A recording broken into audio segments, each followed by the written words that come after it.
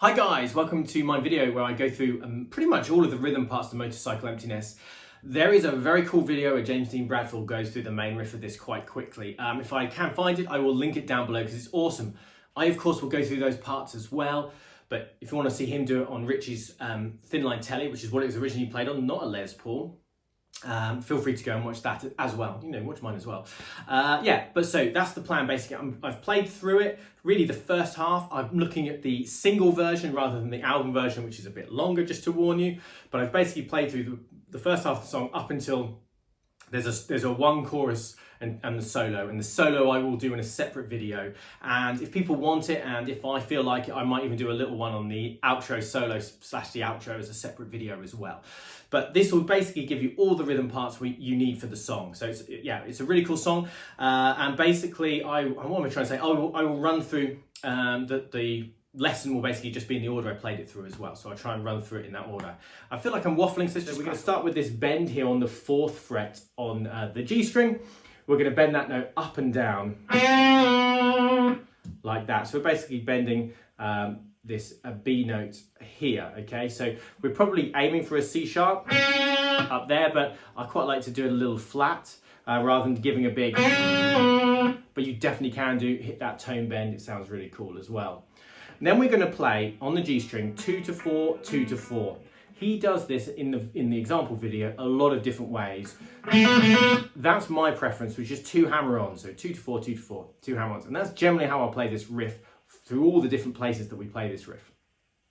But feel free to do it with 1 pick, which he does, 3 picks, or any combination thereof. As long as you go 2, 4, 2, 4, it's going to sound good, okay? And then he's going to do the bend again. The 2, 4, 2, 4 again. Yeah? And so, all together we've got bend, 2, 4, 2, 4, bend, 2, 4, 2, 4, bend. Okay, and then we're going to go this. So what I'm doing here is I'm 2 to 4, hammer on, and then playing 4 twice. Then I'll go 4 to 6, hammer on, 6 twice, 6 to 8, hammer on, 2 8s, 8 to 9, hammer on, 2 9s. And it's palm muted throughout, okay? And he seems to do that bit pretty much the same every single time. So that's the first part of the main riff. The second part of the main riff is almost this, well, it's the same idea, but we're now going to move up to 13 on the G. We're going to bend this G sharp note to an A, so it should be a semitone bend this time. Hammer on is now going to be again 2 frets, so it's 11 to 13, 11 to 13.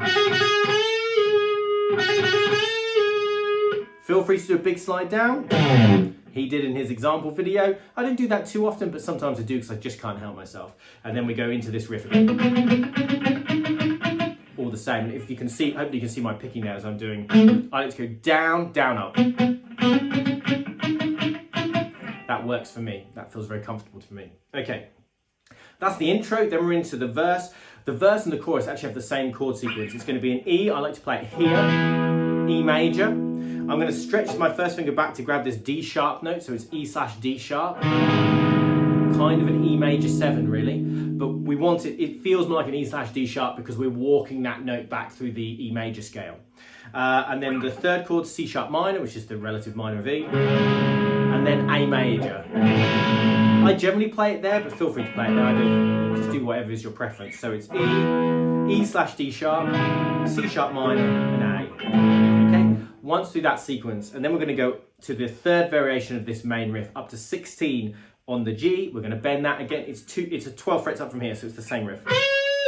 So it could be a 2 fret bend, a tone bend is what it probably should be. As I say, I often do go a little flat, and I apologise for that, especially to one of my former teachers, Lee Hodgson, who used to tell me off for it. So 14 to 16, 14 to 16. You know how this is going to go. Same thing again.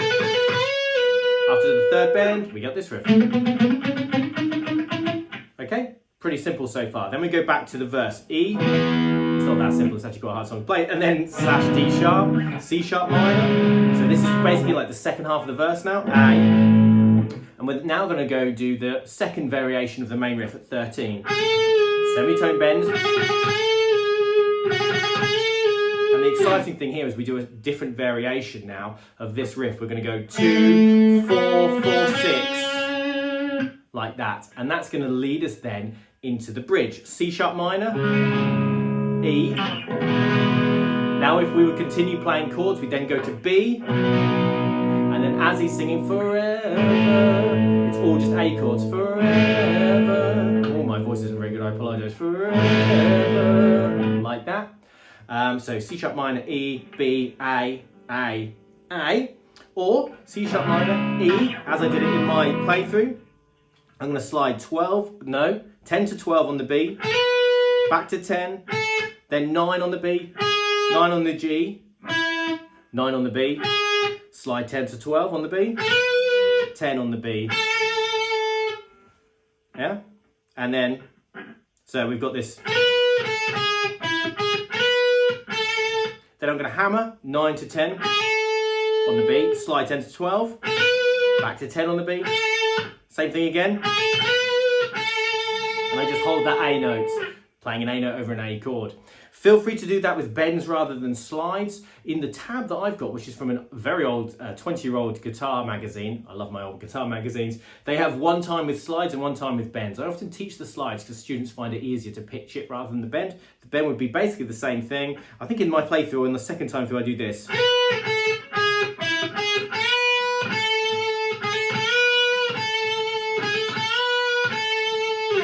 it's all the same lick, but instead of sliding 10 to 12, I bend 10, so it sounds like 12. On the bridge after the guitar solo, which is a bit later than my playthrough, he actually ends it by grabbing that E note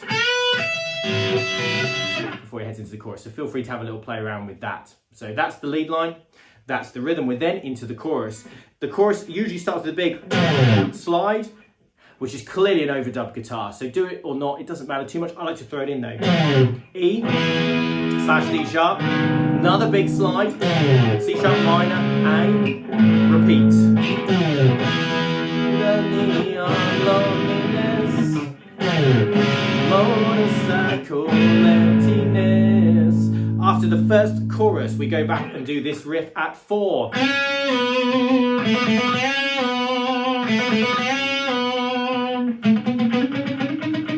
Then into the verse, then up to 16.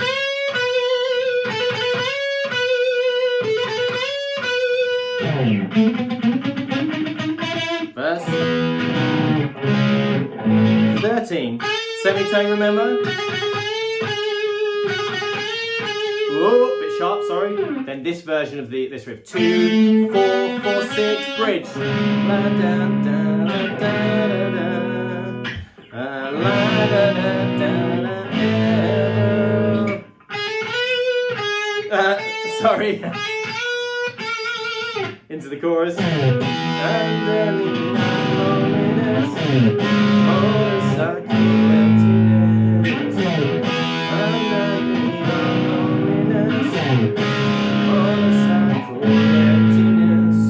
we go down into this breakdown part. Now, for the whole of this breakdown part, you can palm mute it.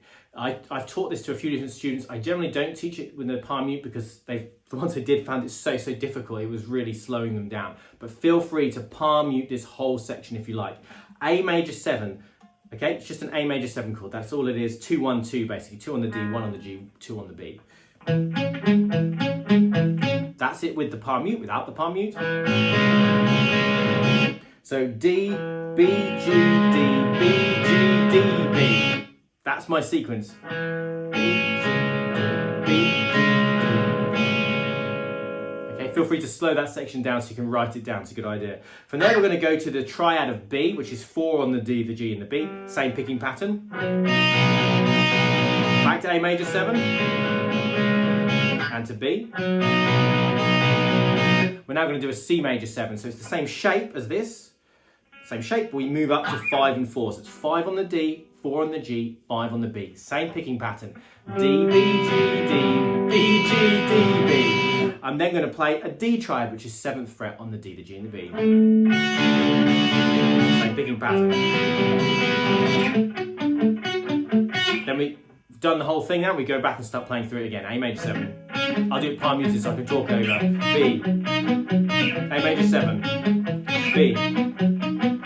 C major 7, D, C major 7, and then right at the end we hit a D5.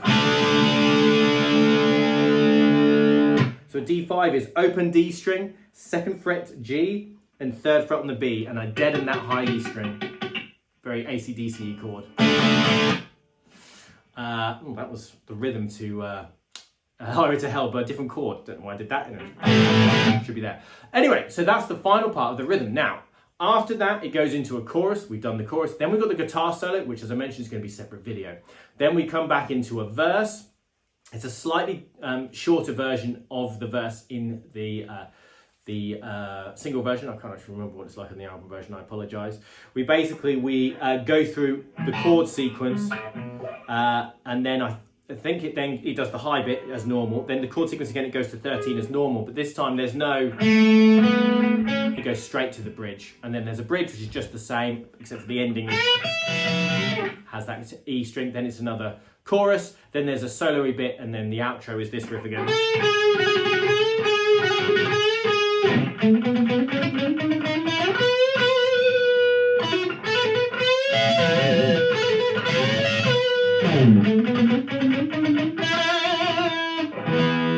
So it's basically those two parts of the riff, the 13 bend and the 16 bend, just but we can, if you want, you can grab that 17 on the B string as well to get that unison bend. I might go through that a bit more depth in another video. It's just a little touch on it there so you can play through it. But yeah, so that's basically all the rhythm parts quite quickly gone through, hopefully. Yay. There you go, guys. Hopefully you found that useful and interesting. It's a really fun song, one that I'd kind of learned as a teenager, early 20s. And then one of my students, Anthony, asked for it again. And so I learned it and I taught it to a few people and loved it. So it's a great song. As I mentioned before, there will be at least one more video where I go through the solo, and I might do another one on the outro as well, concentrating on this single version because that's the one I have tab for and it's a little bit easier. But anyway, I'll do my usual good YouTube rebit at the end. I'm falling to pieces today. YouTube rebit at the end and just say thank you for watching. I do genuinely appreciate it. Anyone who enjoys the videos and comments, I do really appreciate it. Hopefully, fingers crossed, I'll be a little quieter over the next few weeks because it's summer holidays here in the UK, and I teach guitar in schools as one of my sources of income, and so I should hopefully be a bit freer to get some YouTube videos up. So I'm going to try and at least get one up a week. I've been getting shorts up as well. A lot of that stuff is from my TikTok, so feel free to check that out if you're interested. Basically, I've just been going through listening to some of the top 100 albums. I don't know where the list came from, but I've been enjoying listening to it. It turns out Jimi Hendrix is really good. Who knew? Anyway, I digress as usual. Check out my social medias down below. Please like, comment, subscribe, click the notification bell. Do all that stuff. I really, really appreciate it. I appreciate all of the people who've commented as well. I know I'm terrible at replying. I've got a list of about 10 songs that people have asked for over the last 2 months that I really need to go through. So that's what I'm going to try and work through over the summer holidays. So that's the plan. Hopefully at least one video a week, plus my shorts coming out. I hope you guys are all well. I hope the heat in the UK didn't do you too much damage, or your guitars too much damage, or in the rest of Europe, of course, who also had a heat wave. Hope you're all doing very, very well, and I will see you guys again soon for some more cool guitar stuff. I'll see you guys soon. Bye-bye.